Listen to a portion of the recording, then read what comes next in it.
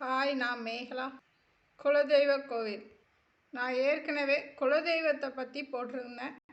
உங்களுடைய குலதெய்வம் பற்றி சொல்லுங்கன்னு சொல்லி நான் சொல்லியிருந்தேன். அதனால் ஒருத்தவங்க அவங்களோட குலதெய்வம் மாயவ பெருமாள்னு சொல்லியிருந்தாங்க.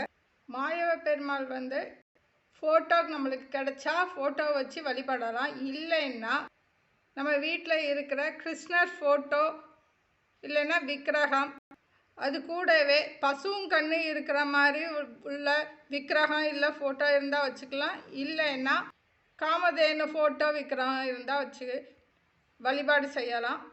இந்த பெருமாளை புரட்டாசி சனிக்கிழமை 4 சனிக்கிழமையும் வழிபாடு செய்கிறது நல்லது.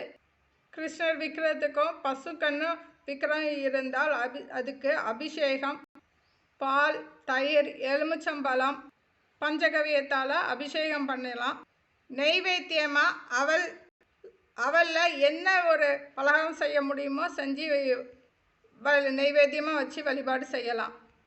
வாரம் சனிக்கிழமை வீட்டுக்கு முன்னாடி வர்ற பசு கண்ணுகளுக்கு அது சாப்பிட்றதுக்கு அவத்திக்கீரை, வாழைப்பழம், அன்னாச்சி பழம் சாப்பிட கொடுக்கலாம். நம்ம வீட்டில் கோவிந்தா நாமாவளிகளை ஒலிக்க விடலாம்.